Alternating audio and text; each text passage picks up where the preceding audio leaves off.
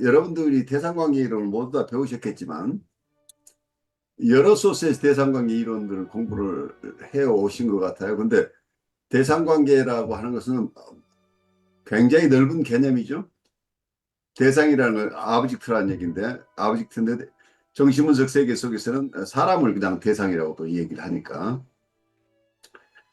그래서 대상이라고 하는 말이 또 외부에 있는 대상만이 아니고 내적 대상이라는 용어도 사용하고 있어서 우리 마음 안에 있는 대상, 밖에 있는 대상, 대상이 어떤 사물일 수도 있고 사람일 수도 있고, 그래서 대상관계 이론이라고 하는 것이 굉장히 다양하게 펼쳐질 수 있는 근거가 있어요. 그래서 우리가 지금 공부하는 것은 정신분석적 대상관계 이론이라고 조금 좁혀야 될 거예요. 이 대상에 대한 이론은 영성 라인에서도 굉장히 중요하게 생각을 하죠. 영성 쪽에서 대상, 나와 대상이라고 하는 것이. 그래서 불교에서는 대상을 경계라고 얘기를 해요. 그래서 쓰는 용어도 다르고 그 내용도 각각 다르긴 하지만 모두 밀접하게 관련되어 있는 개념들이어서 우선 정신분석적인 입장에서의 대상관계 이론을 공부하시지만 정신분석을 너무 특화해서만 볼 부분이 아니니까 영성 쪽에서 보는 대상은 또 어떻게 이해할 것인가, 또 철학 쪽에서 보는 것은 어떤 견해인가, 좀 다양한 견해를 함께 소화해내는 좀 풍요로운 시간으로 우리가 이 시간을 활용했으면 좋겠어요. 그래서 여러분들이 지금까지 공부한 대상관계 이론, 지금까지 여러 기관을 통해서 또 여러 기회에 대상관계 이론을 공부해 오셨을 거예요. 그 이론들과 우리 ICC에서 조금 통합적인 입장에서 대상관계 이론을 이해하려고 하는 이런 노력이 함께 만나면 좋은 결과가 있지 않을까 싶어요. 그래서 우리가 모르는 것을 공부한다는 입장보다는 우리가 아는 개념인데 이 개념을 조금 더 도반들과 충분하게 논의하면서 이걸 여러분들이 이해하고 있는 개념을 조금 더 심화하고 어쩌면 체득하는 것이 필요할 거예요. 우리가 그냥 책에서 읽는 게 아니고 우리의 삶 속에서 그것을 직접 깨우쳐서 그 대상 관계를 바르게 할 수 있는 힘, 그리고 대상 관계를 바르게 이해하는 것이 굉장히 중요할 것 같아요. 그래서 대상 관계 이론은 정신분석의 한 큰 축을 차지하죠. 우리가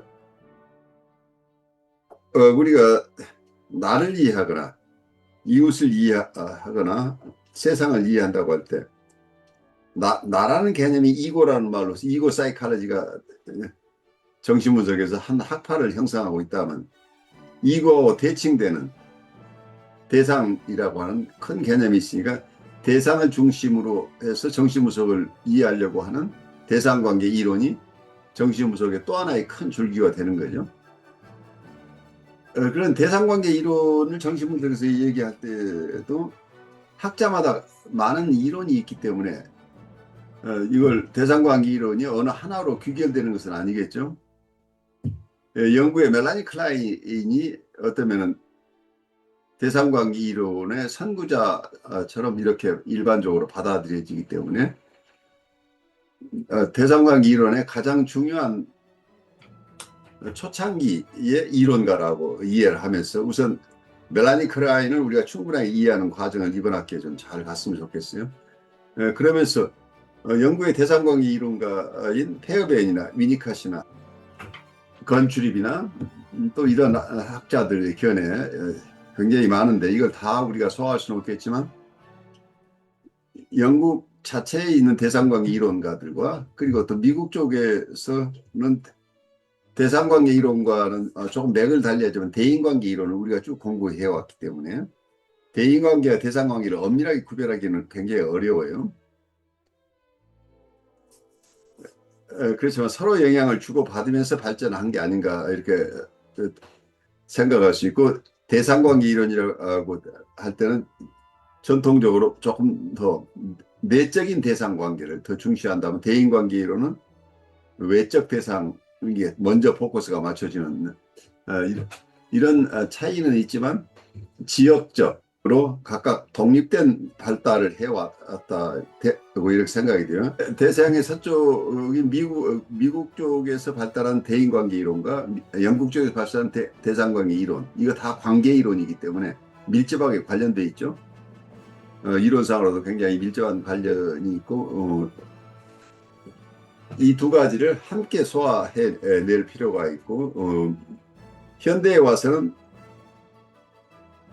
미국 쪽에서는 관계이론이라는 개념으로 릴레이셔널 티어리를 하나의 큰 엄브렐라, 큰 우산으로 치고 그 밑에 여러 이론을 다 합쳐가지고 관계이론을 이해하려고 하는 이런 움직임들이 있어 온 거죠. 관계를 중요시하게 생각하는 과거의 대상관계이론이나 대인관계이론이나 그리고 어떤 면에서는 코우세 이론이나 이런 여러 현대적인 이론들을 합쳐서 관계이론이라고 하는 개념을 사용하고 있어서 우리가 지금 공부하고 있는 이 교과서를 쓴 이분 여러분들 얘기 스테판 미첼과 제인 그린버그가 여기서는 대상관계 이론이라고 하고 있지만 실제로는 여기에 거의 모든 이론을 다 포함시켜서 관계 이론으로 얘기를 하고 있죠. 대상관계와 정신분석학적 모델이라고 하면서 이분들이 이론 속에 욕동구조 모델과 관계구조 모델 이런 식으로 해서 크게 나눠보려고 애를 쓴 거죠. 그러니까 프로이드의 욕동 중심의 이론과 함께 하지 않는 다른 이론들은 다 관계 이론이다. 이제 이렇게 크게 넓혀서 이해하려고 애를 써온 거죠. 이번 학기에 우리가 멜라니 클라인을 공부하고 그 뒤에는 로널드 페어베언 그리고 위니캅과 건출입 이런 분들 공부를 하게 될 거예요.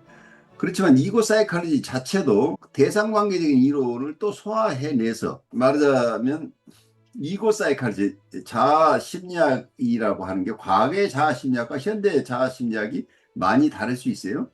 왜 그러냐면 자아심리학이 대상관계나 대인관계 이론을 포괄해서 관계 이론을 자아심리학 안에 포섭해서 이걸 조정하는 이런 이론들로 발달해 왔기 때문에 여기서 하트만의 이론이나 마가렛 말레 이론이나 제이콥슨이나 컨버그 이론 이분들도 자아심리학자들이지만 대상관계 이론을 혹은 대인관계 이론을 이런 관계적인 측면의 이론들을 자기들의 이론 속에 포함시켜서 종합적인 이해를 하려고 애써 왔다는 얘기예요. 그래서 엄밀하게 자아심리학이다, 대상관계 이론이다, 대인관계 이론을 분류하는 게 인위적이에요. 각 이론가들 입장에서는 자기도 치우치지 않으려고 하다 보니까 이고 사이콜로지라고 하는 자아심리학이라고 하지만 자아심리학자들도 대상에 대한 얘기를 안 할 수가 없게 되죠. 그래서 이분들도 대상관계 이론을 자기 안에서 포함시킬 수밖에 없다는 얘기예요. 그리고 대상관계 이론 입장에서도 그것을 뭐라고 부르건 이 관계 이론만 가지고 만족할 수 없는 부분이 있겠죠. 많은 경우에 대상이 있다고 한다면 대상이라는 개념 자체가 나와 다른 대상이라는 거죠. 그럼 자라는 게 필수적으로 그걸 자라고 부르건 혹은 자기라고 부르건 이고라고 부르건 셀프라고 부르건 뭐라고 부르건 대상과 구별되는 개념을 사용할 수밖에 없다는 얘기예요. 그래서 크게 봐서는 모든 이론가들이 자아와 대상을 다 자기 이론 속에 포함시키고 있는데 주로 자아를 중심으로 이해하려고 하는 학파와 대상을 중심으로 혹은 관계를 중심으로 정신분석을 접근하려고 하는 학파 간의 큰 어떤 정신분석에 대한 이해 혹은 접근 방법에 큰 차이가 있는 것은 사실이긴 하지만 자아심리학자는 대상을 무시한다 혹은 관계 이론가들은 자아를 무시한다 이렇게 일률적으로 얘기할 수는 없다는 얘기예요. 그래서 이런 개념은 불교 개념에서 우리가 불교에서는 아상이라는 개념을 사용하고 있죠. 이게 말하자면 이고의 개념하고 가까워요. 우리는 여러 가지 이미지를 가지고 있는데 사람에 대한 이미지, 자기에 대한 이미지 여러 가지가 있겠지만 여기에 불교에서는 이러한 이미지들을 아상, 인상, 중생상, 수자상 뭐 이런 개념으로 나라는 생각 이게 아상이라고 얘기를 하지만 또 한편에서는 인상 내가 나이긴 하지만 또 난 사람이다 사람이라는 생각 그리고 나도 중생이라고 하는 것은 우리가 의식을 가지고 생명체를 다 중생이라고 보는 거죠. 그러니까 나는 큰 범주에서 나라는 독자성이 있지만 또 한편에서는 사람의 그룹에 속하고 또 중생 중에 일부분이죠. 그리고 수자상이라고 하는 것은 내가 무생물이 아니고 계속 어떤 면에서는 오래오래 사는 존재다라는 개념을 가지고 있는데 이 개념들도 굉장히 불교 학자들 간에 이해하는 것이 다 일치하는 것 같지는 않아요. 그래서 계속 살아가고 있는 어떤 영구히 살 것 같은 그래서 영원히 살고 싶은 존재 뭐 이런 개념 이런 것들이 그 나에 대한 개념 자체가 다양하게 이렇게 불교에서는 설명을 하고 있는데 이런 것들도 불교에서 이 나라는 존재를 우리가 보통 생각하는 아상이라고 하는 게 실제로는 허상이라고 보고 있어요. 그래서 무아라는 견해는 나라고 하는 것이 없다고 얘기를 하는 것은 아닌데 변하지 않는 실체로서의 내가 없다는 얘기예요. 그래서 처음부터 태어날 때 어떤 실체로 태어나서 그 실체가 변하지 않고 계속 내가 있어서 나의 연속성이 이어진다고 하는 이런 개념을 반대하는 거죠. 재행무상이라는 개념이 또 있죠. 그리고 모든 현상은 항상 변한다. 그 대상도 항상 변하고 그리고 자기도 내가 나라고 생각하는 어떤 이미지 자체도 계속해서 변모하고 있다는 거죠. 그래서 변화하고 있는 역동적인 우리 현상을 불교 쪽에서 설명하려고 굉장히 애를 써서 어떤 실체론에서 우리가 고정되어 있는 어떤 존재로서 나를 파악하거나 대상을 파악하는 것에서 벗어나려고 애를 쓰고 있는데 이러한 불교의 관점들은 우리가 대상관계를 공부하면서 계속 좀 같이 대비하면서 연구할 만한 중요한 개념들이에요.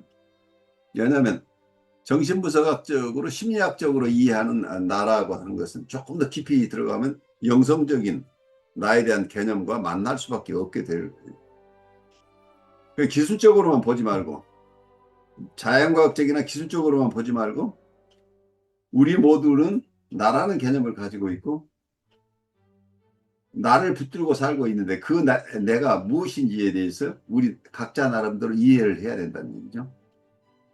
그래서 나에 대한 이해가 깊어지면 나와 세상을 어떻게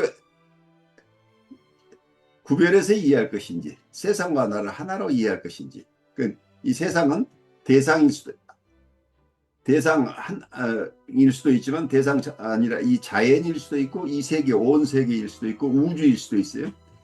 그래서 전체적으로 조금 폭넓게 이 세계를 이해하는데 대상이라는 개념을 우리가 잘 여러 각도에서 이해함으로써 우리 각자의 마음에 대한 이해 그리고 우리가 만나는 대상에 대한 이해를 넘어서서